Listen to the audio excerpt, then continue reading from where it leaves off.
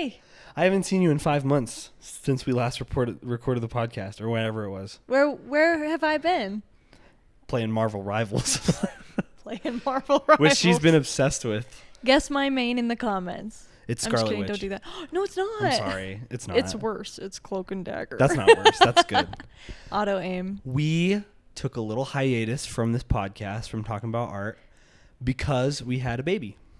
And he's awesome. And having a baby is super cool. So he's sleeping right now. He's better than everybody else's baby. I'd like to make that clear. Yeah.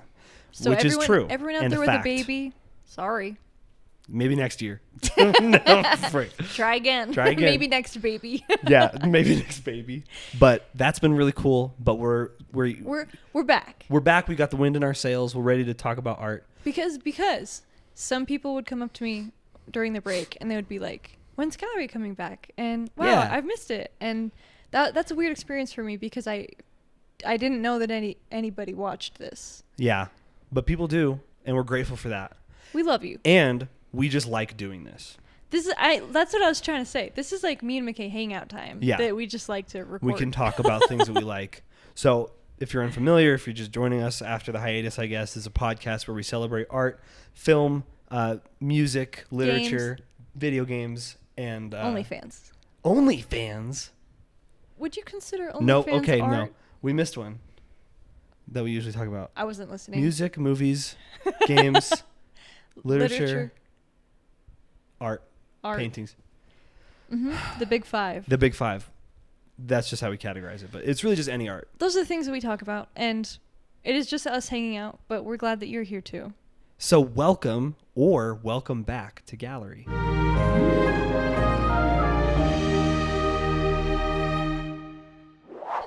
The rundown is that each of us bring one of these 5 topics and we talk about it to each other. We pick a piece of art in one of those categories that we think deserves some kind of recognition, or we just want to talk about, and we talk about it. So should we talk about them?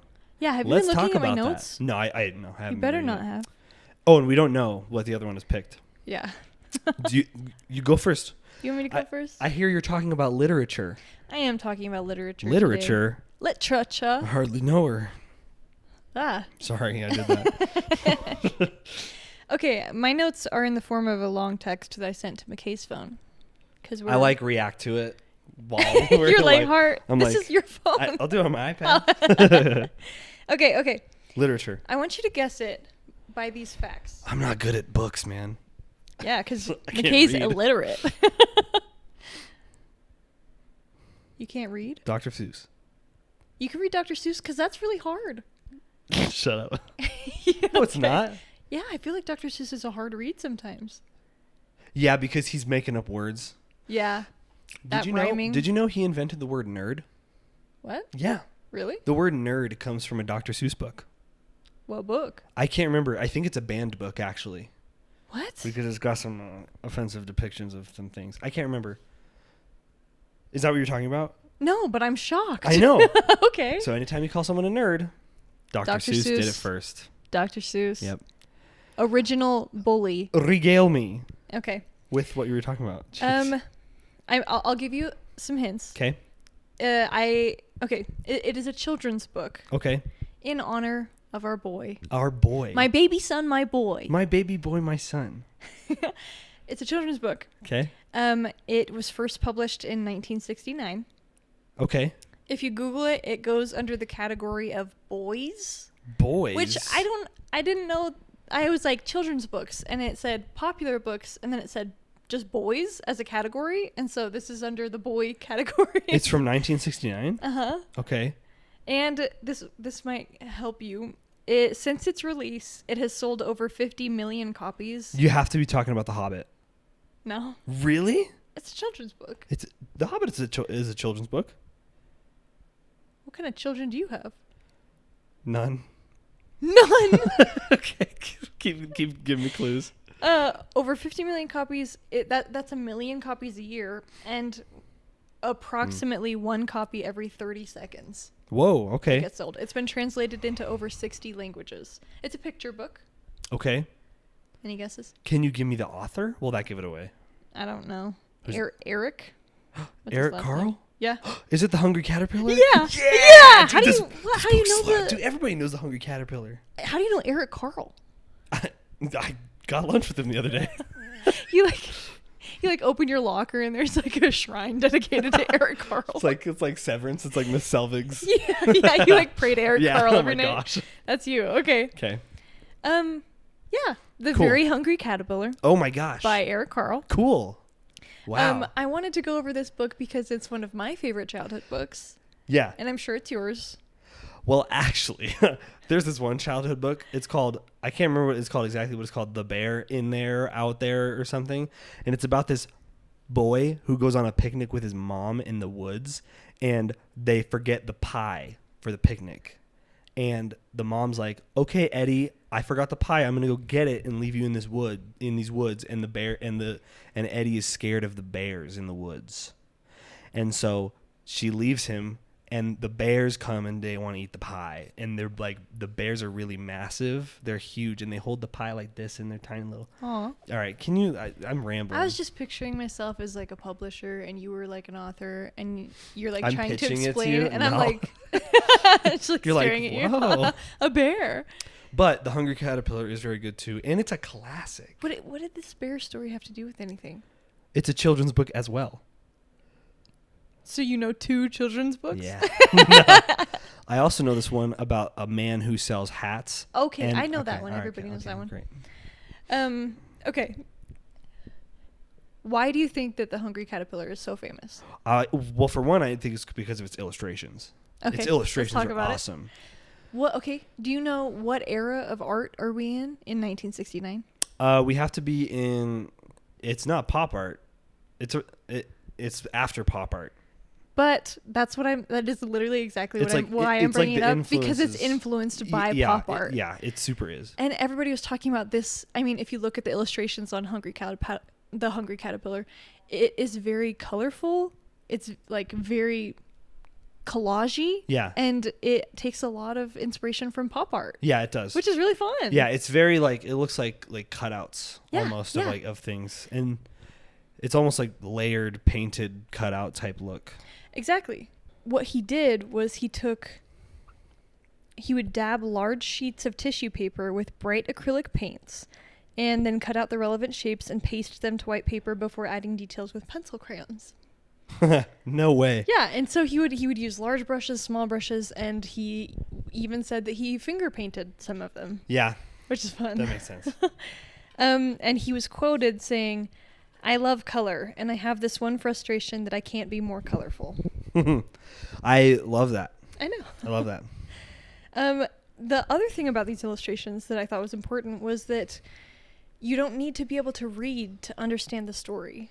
Interesting. And so that's kind of something that really helps children to understand this book, obviously, is if they can't read, they can still know what's happening because of the illustrations. Yeah. The holes get in each of the foods and stuff. That's another thing, is the holes in the physical book itself. Yeah. The interesting thing about this book in its development was that the idea came to Eric because he hole punched a paper and he saw the hole in it. Oh my gosh. And he was like, "Oh, I have this idea. I'm going to make a book called Willy the Worm." Or Interesting. Willy the Bookworm. I didn't know he had a name. Yeah. Heck? It's not the caterpillar. It's this worm. Okay. And he kind of created the story where the worm would eat too much and he, wormed his way through the book and stuff. And his editor said, "That's not a very great protagonist." I think I wrote, it was not a likable protagonist. And so they changed it to a caterpillar. Yeah. Because the worm is like, "Bah." Caterpillars are better than like, worms. Yeah. Because caterpillars turn into butterflies. Doesn't that happen? Yeah. In the book? Yeah. Which another thing on that is that he's been criticized by a lot of people because if a caterpillar makes a cocoon, they turn into a moth. But if a caterpillar makes a chrysalis, they'll turn into a butterfly. Oh. And he makes a cocoon here. And here's what Eric Carle says in response. "Here's my unscientific explanation. My caterpillar is very unusual. As you know, caterpillars don't eat lollipops and ice cream, so you won't find my caterpillar in any field guides. But also, when I was a small boy, my father would say, 'Eric, come out of your cocoon.' He meant I should open up and be receptive to the world around me. For me, it would not sound right to say, come out of your chrysalis. And so poetry won over science. Yeah, and that was I feel like that's kind of the origin of that, like, notion of, like, a butterfly comes out of a cocoon. Right. Yeah. Yeah. Very cool. I mean, it's like in all of our childhoods. Yeah, exactly. And so another thing about the holes in the book was that it helps children understand the story again because they can use their fingers and put them through the holes like the caterpillar. They can pretend to be the caterpillar themselves. Yeah. Which is kind of an immersive storytelling thing. Yeah. And in publishing this book, it was really difficult to find a U.S. publisher that would make a book like that. It was so difficult to publish. Difficult to print. Yeah. Because, yeah. So they had to go to a publisher in Japan to initially publish it. Wow. Yeah. That's cool. Okay. And then another thing I wanted to talk about is the story. Something that I didn't even think about, and why it's such an effective children's book is because it subtly presents educational themes in a way that's super appealing and entertaining for children. Okay. So what educational themes do you think are in it? Counting. Yeah. Because doesn't it, it's like he eats one thing and then he eats two things, okay? Colors, obviously. Days of the week. Really? Does it talk about days of the week in there? Yeah. On Monday, he ate one. Yeah, on Tuesday, he ate two. So you get all of the repetition of the days of the week. You get, well, I guess now we know it's not scientific, but you get the butterfly's life cycle. Yeah. And you get healthy eating.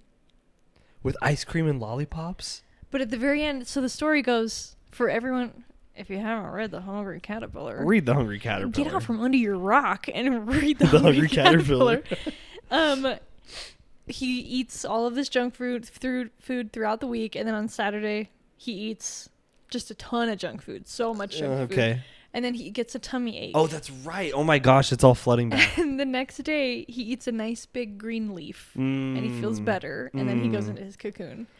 So it kind of promotes this idea of, hey, there's some foods that make you feel not good when you eat them in abundance. Yeah. And there's some foods that make you feel better. Nice. Which this has been criticized as still unhealthy, especially in like the recent years. Some people are even saying that it should be a book that's banned because it's saying we won't get into that because they're saying that children can't grow on just fruits and big leaves. You have to have a balanced diet.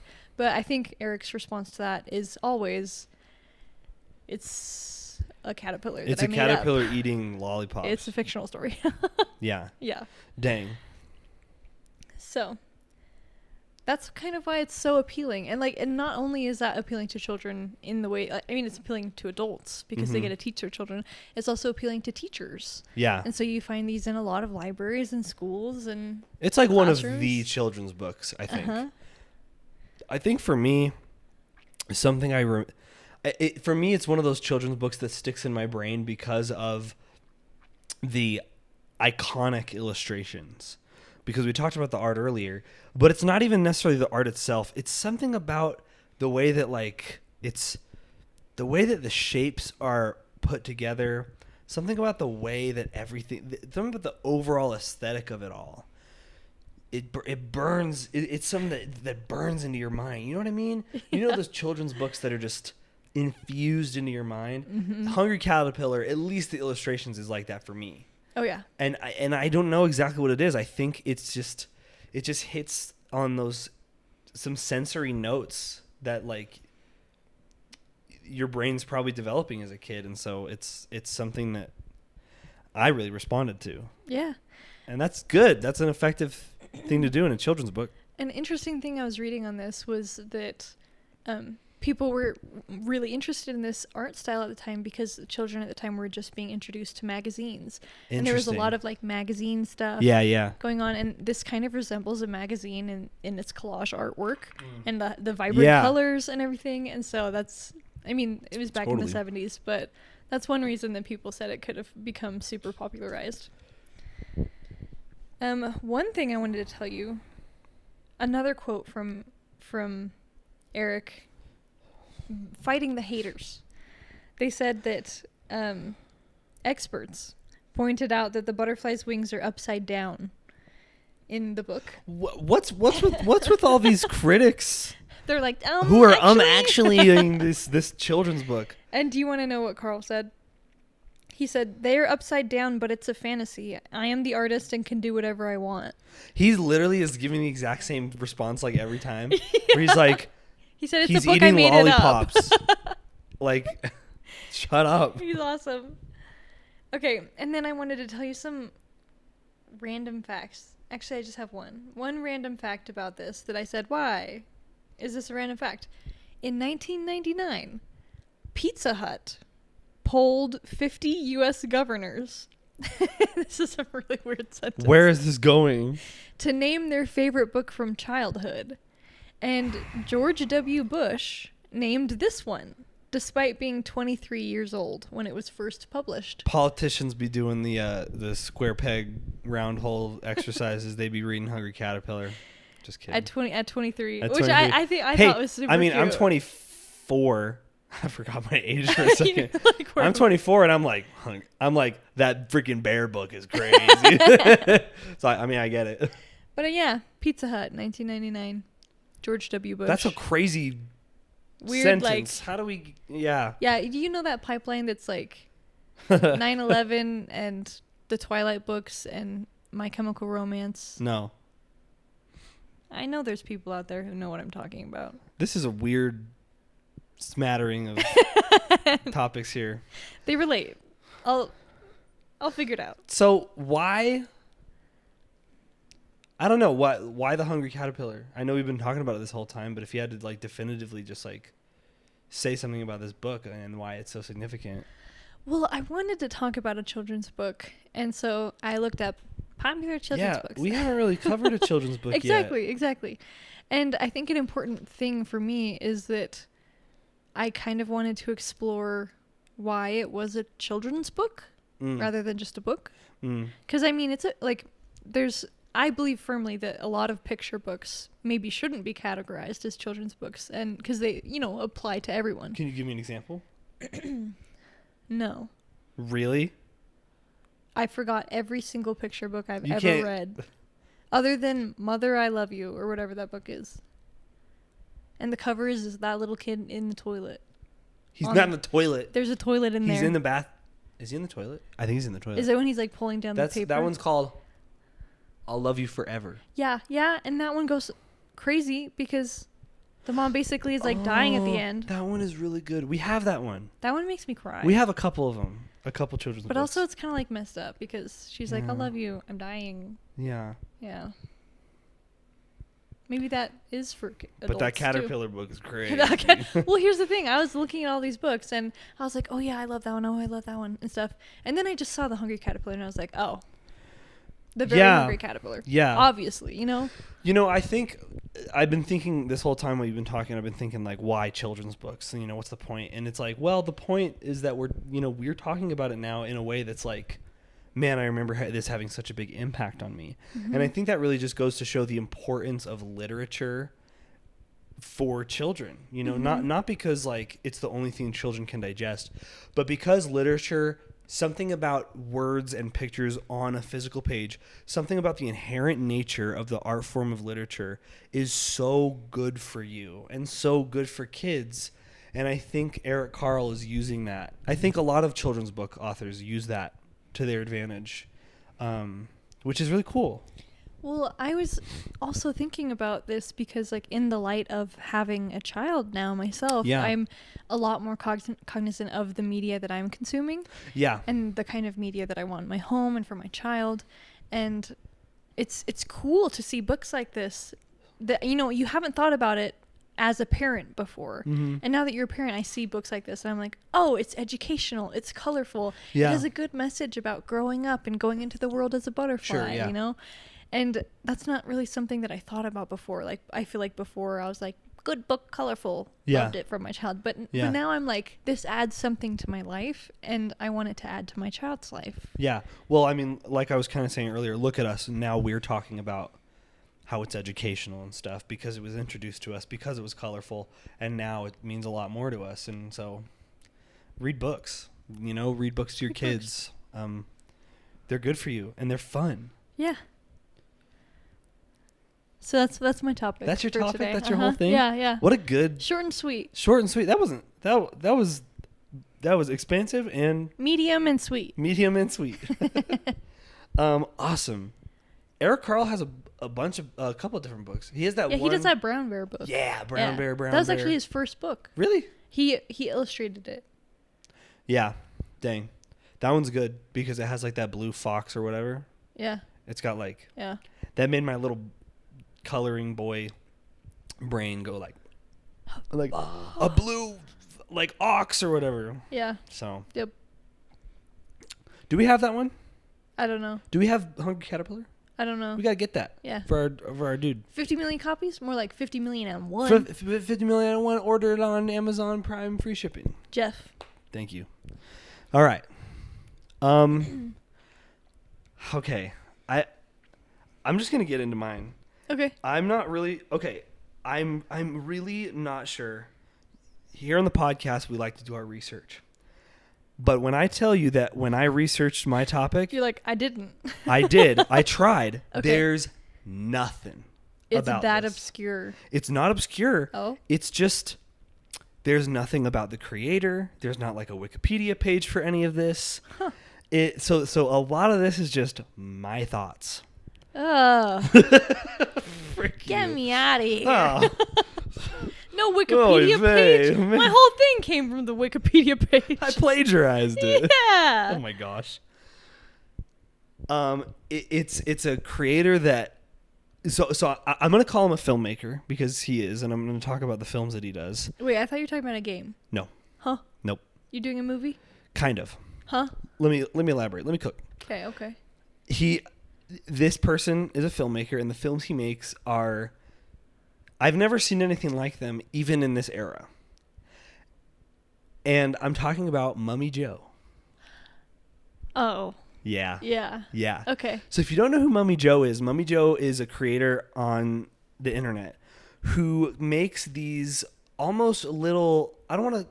They're films. I wholeheartedly call them films.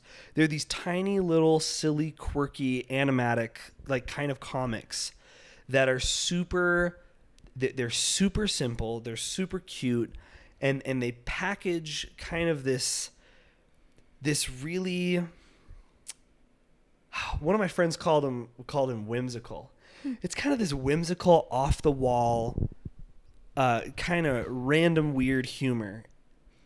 But they are so high quality, they're so well made, and I think, and I just they're just entertaining, and they really scratch an itch. Okay, so like I said, they're these videos. They're usually like a minute long, and it's just a white background, and there's some pretty simple, silly drawings. With a voice over that is telling this cute, simple story about whatever. They're all like pretty random. And they're really great. So where do I want to go with this? Let's see. What they are is that they're, in my opinion, they're kind of the culmination of internet humor. When I say they scratch that itch, they do a lot of things that really cater to the way our humor has evolved through memes, through, short form content. And he's on YouTube. He's on YouTube, he's on Instagram. Okay. And TikTok, I think. Which is another really unique thing, is he's putting out these really well-made, cute little videos, and they're digestible for anyone in this short form way. And I don't think I've ever seen anyone make stuff like this with this much effort in that accessible, Mm-hmm. Obviously it's been done before, YouTube is big, but like I've never seen anything like Mummy Joe. So like I said, it's the culmination of a lot of internet humor, web comics. There's a lot of influence in there. I would say that his videos feature the archetype, the kind of the meme of little guys, the joke that something or someone is a silly little guy and they're very endearing. That's like Mummy Joe's like whole videos. Okay. Yeah. So the way that they play into like modern internet humor, while there are a lot of like really well structured jokes in Mummy Joe's videos, a lot of them are just no context weird stuff. There's this one video, I think it's called Mommy is from Space, and it's from the perspective of this little kid. I think pretty much all of his videos are just from the perspective of these little kids and these little stick figure drawings of little kids. And all the video is this little kid saying, "This is my family. I have a daddy and a big sister who's not nice, and my mommy is from space." And his mom, his quote unquote mom, is just a green blob. Doesn't elaborate on it further and just says, "We have to feed mommy gas. And we have to move underground because mommy is getting bigger." And then mommy said her first word the other day, and the word is diesel. And so they go give her diesel gas. And then the last couple lines is, "I asked my dad, what was my favorite word? Or what was my first word? And my dad said, it was mommy." And then he ends with, "I love my family." And so it's like, it kind of takes you on this really quirky little ride of, you know, seeing this cute little guy, seeing this weird joke of this mom who's just a green blob. And it's so endearing. It's so silly and cute. And it's just fun. I have a question. Do you feel like you have to be in like internet culture to be able to understand them? No. And that's the thing is like, I just feel like, I feel like Mummy Joe's content is very welcoming in that because it requires no context. You don't need to understand a well-structured joke. You don't need to, you know, understand, you know, even though it's very based in internet culture, you don't need to understand like the most recent memes to understand it. It's just very, look at this weird little guy. And this weird little guy does this weird little thing, and it's usually very wholesome or very well written, and it's over in like a minute. I think I have an explanation for that. Is maybe, this is just an idea, is it because his content is narrated by a young kid? Yeah, totally.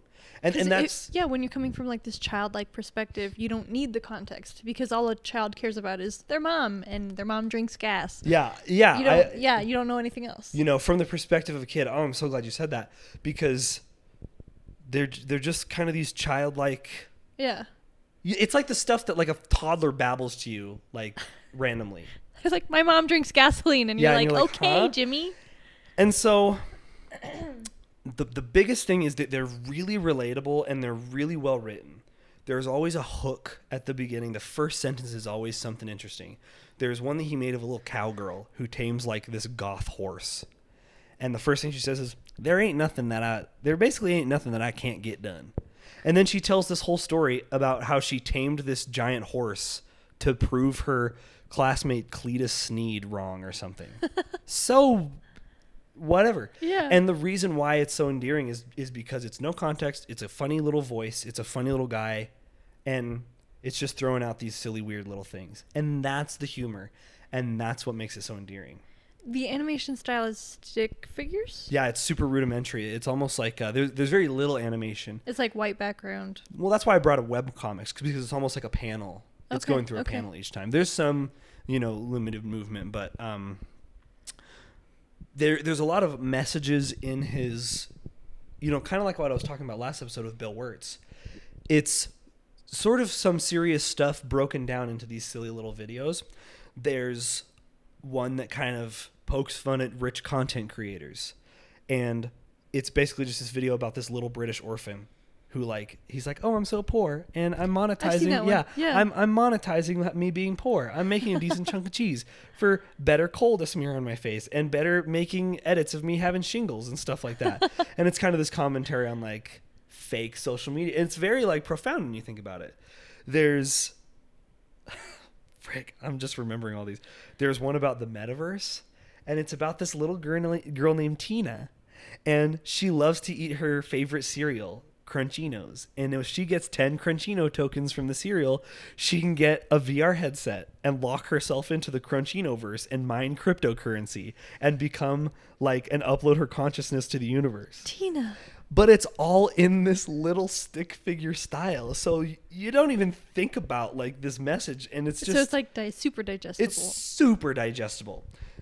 There's a whole series he has called Kid Vampire, which is a 50-minute film on YouTube that he compiled, and you can watch it. That just the whole thing is just about being kind and just kind of being nice to people around you, and you know, doing your best and stuff. It's awesome. Oh. There's one about grief and the loop of the 9 to 5 routine. Jeez. It's about a zombie who gets a little raccoon pet, and the raccoon pet dies, but then he comes back as a zombie, a little zombie raccoon. I'm gonna cry. Go watch that one. It's so sweet. And then there's even ones that touch on Christianity. Jeez. And all sorts of stuff. Mummy Joe. So they're just these little cartoons that talk about, that just throw these super silly jokes at the wall about this kind of stuff, and it works. This might be off topic, but this is why I love YouTube. Yeah. Where else are you going to find this? And this is why, for the most part, I love the internet too. Yeah. You'd never see this anywhere else. It gives the ability of very creative and intelligent people to put out these things that are super funny and fun to watch and educational almost. Yeah. And without the internet, without this kind of humor that our generation has developed, without platforms like YouTube, legitimate, fun art like this that's so valid would never have a place. Yeah. And I just think that I'm so glad that there's little stuff that I can enjoy like this that's so well made. Yeah. Do you remember how you found it? I think it just popped up on my Instagram feed. Huh. Which, isn't that like crazy? Yeah, yeah. That people are just, you know, you can find like the coolest stuff. Yeah. Just haphazardly on Instagram. So anyway, I think what I'm trying to say is that Mummy Joe's just doing something really unique and very simple. But even though it's simple, I'll get to this in a minute. So I'll keep these guys anonymous, but I asked two of my friends, who are also, they're both illustrators, and they both really like Mummy Joe. They're both really into this kind of humor in the art. And I asked them, hey, I'm talking about Mummy Joe. I got nothing for research. What do you like about Mummy Joe? One of them said, sure, I think the dark humor speaks to me a lot. Or, sorry, not dark. I think the humor speaks to me a lot. It's whimsical and goofy and a little dark sometimes, but it's also wholesome.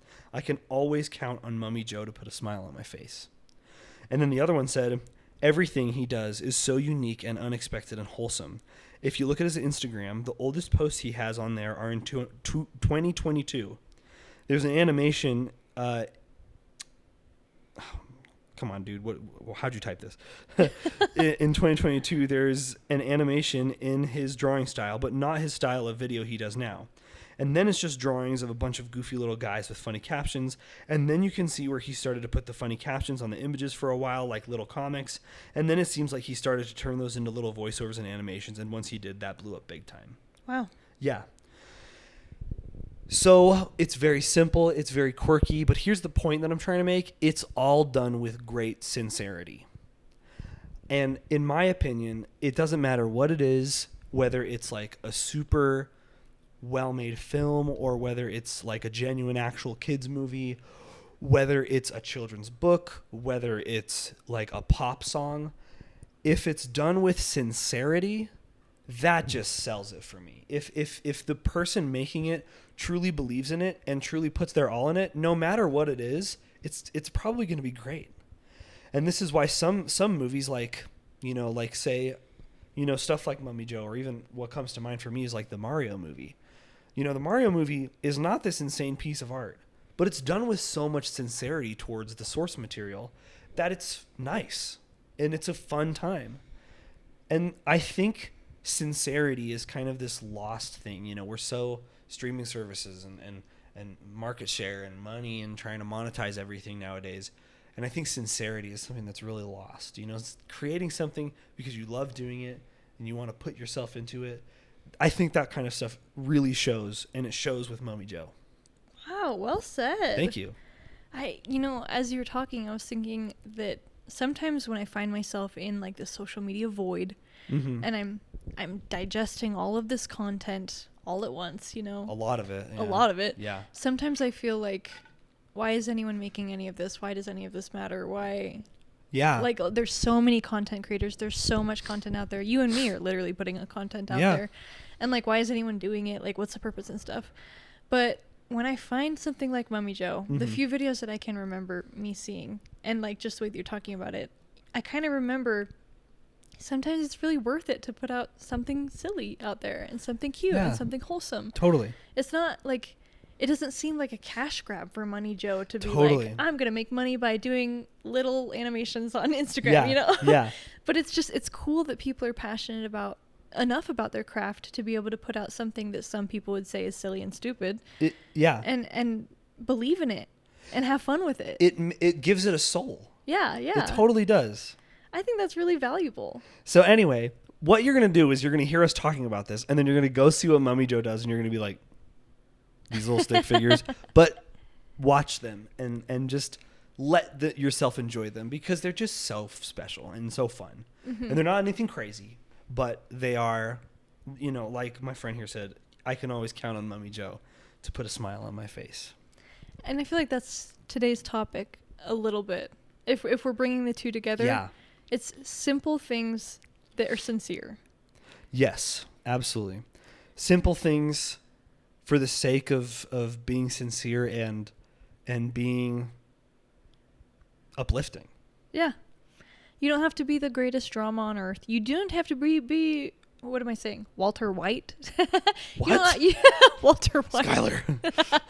I'm saying, like, you don't have to make something like Breaking Bad to, like, make amazing art. Even though, like, Breaking Bad is amazing art. Yeah. You can make like, a children's book or a little web series and stuff. And it can still be meaningful and special. It can still resonate with people. Yeah. In ways that you never would have expected. Whether it's the lollipops from Hungry Caterpillar being ingrained in my brain forever, or me thinking that this funny stick figure from Mummy Joe is cute and I like it.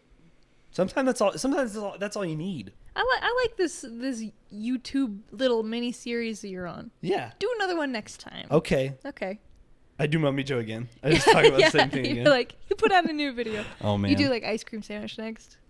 I love ice cream sandwich. Shout out to ice cream sandwich. He's kind of after you watch Mummy Joe, go watch ice cream. It's like sandwich. Mummy Joe but longer and yeah, they're so funny. They're so funny. Anyway, just there's cool stuff being made now thanks to the internet, thanks to our humor kind of devolving a little bit. Mm-hmm. And I think my ending tag is make something silly and make something little and make something small, because you believe in it. Stop focusing on things being so perfect and prestigious. Yeah. Just like make stuff. I don't know. I'm gonna go be silly now. I'm gonna go be silly. I don't like how I said that. I'm gonna go be silly alone. Jeez. Oh, that's worse. Yeah, that's kind of worse. Anyway. Go be silly. Go be silly. Bye.